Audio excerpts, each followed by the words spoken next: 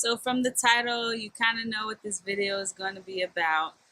I was molested when I was 7 years old, and I am going to give you my experience, share the details of how I felt at the time, what happened, and how I coped with it, or how I am coping with it now.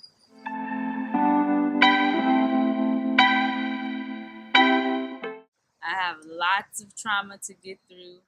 I would love to share with everyone, and I want to make this a give and take environment. So if you have any trauma that you're dealing with, if you know someone that's having trauma, consider subscribing to my channel and let's get through this together. So I was 7 when this happened to me. It was a family friend that took my innocence. And up until now, I never really thought that it had affected me as much. I guess I kind of numbed it out or tried to forget about it. But since recently, I've been doing a lot of soul searching, and I realized that I do need lots and lots of healing. So, what happened? So, me and my brothers, I have 2 brothers, we were playing hide and seek with 2 other boys. It was my mom's boyfriend's family, I believe, and we were all playing hide and seek. I ended up going in the closet. One of the 2 boys, he was the older one at the time. I'm thinking he might be like 16, 17 years old. He followed me into the closet and he started touching my butt. Um, and I, I was like, I was in shock. I didn't know what to do. I didn't take it as anything. I just kind of ignored it and went along playing. So we ended up continuing to play, and then after that, we sat on the couch to watch TV. All of us boys, or all of us, the boys plus me.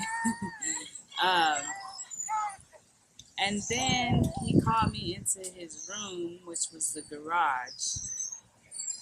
And I got in there and he told me to sit down next to him and he pulled out his penis. And I was scared at that moment. I didn't know what to do. I just like kind of looked at the TV and I was kind of like, what am I supposed to do in this situation? He grabbed my hand and rubbed his penis up and down with my hand. And, at the time, I'm like, oh my gosh, what is happening? What am I doing? Like, and I'm young. Like, it's the process in a child's mind will be different from being older. And so I just went, when that was over, I guess I went back out. And honestly, I don't remember anything from that point. Like, I remember vividly what the room looked like, where we were sitting, what we were doing. But after that, I don't remember anything. I don't remember telling anybody. I don't remember thinking about it as often. I don't remember having the urge to want to tell my mom about it. And my mom was pretty, like, she always asked me, was something wrong with me? Did something happen to me? Did somebody touch me? She was like overly protective because of the environment that we lived in. I lived around a lot of adult men at that. And so, and the environment was just not that good for a child. There was a lot of drugs and alcohol, a lot of mental illness around, just not that good for a child. So my mom always was kind of cautious, and she always would bug me like, "What's wrong with you? Do you have having anybody touch you or anything. So I never had the urge to like come out and say anything to her about it or whatever. Because honestly, thinking back on it, I don't think I like associated myself with that. Like I kind of numbed out that part of my life. I don't, just like I said, until now, I didn't feel like it affected me. Like it was just something that happened. So as I got older and I grew up, and I started seeing issues with my relationships and just certain beliefs that I had about myself and about certain things kept hindering me. And I'm trying to figure that out. Like, what's going on? Where is this blockage coming from? And so that's when I start looking back in my childhood to see, what's going on. I had a crazy childhood back since all my childhood basically, since I can remember. My mom did drugs, and my dad was an alcoholic schizophrenic.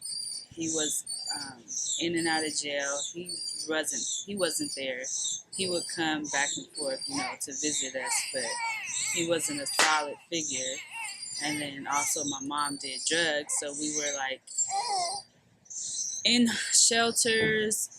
I'm so thankful that I haven't been put in a foster care, but we were close to being put in foster care. There was a lot of social services coming to my house. I had to live with my grandma a couple of times because my mom was in jail. We never stayed in one house for 2 years, more than 2 years. I went to multiple elementary schools because of that. We were poor. Um, and so I identified with that being the reason that I'm having blockages as an adult. The reason that I feel less of, or not enough, or not worthy, or my main thing is not feeling safe. And my survival, I'm always in survival mode. I can't chill. So I attributed all that to the way that I grew up, but I never really associated anything with the fact that I was molested. So, with all my soul searching, I realized that being molested affected my security, my feelings of safety. I don't feel safe in relationships. I don't feel safe in my situations. So, my job, my housing, just things like that. I don't feel safe. It affected me being over sexualized. I feel like I am very in touch with my sexuality to the point where it has hindered some of my relationships. In a sense of like being driven by my sexuality instead of being driven by my heart or by my belief systems. Um, and I always thought that, I always attributed that to having grown up with all boys because I grew up with two brothers and I was always around them and their friends. And so I kind of identified with being a tomboy. So I figured that, oh, maybe that's why my sex drive is so high because I'm kind of like a guy. But that is totally not the case. That is totally not the case. I'm so like sensual and submissive when it comes to my relationships. So that balance, it wasn't a balance. That was like totally off for me. And I'm learning that now. It's affected me too with my parenting. I'm kind of super aware of certain things now, and I don't want to push my feelings off onto my children or project anything on them. So it's kind of hard dealing with that sometimes when I feel like maybe I've been seeing some type of fishy behavior from some of the adults that are around. I'm kind of more like scared or cautious or suspicious of certain things.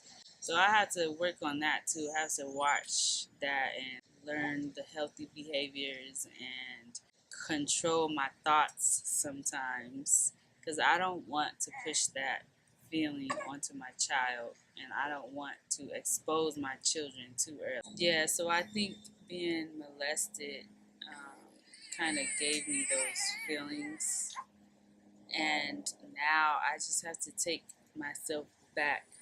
I wrote in my journal, trying to, work it out and stuff, but at the time, I don't think that I actually like still connected some of the feelings that I'm having now to that in the past. I just felt like, oh, maybe I have to just get it out and it'll go away.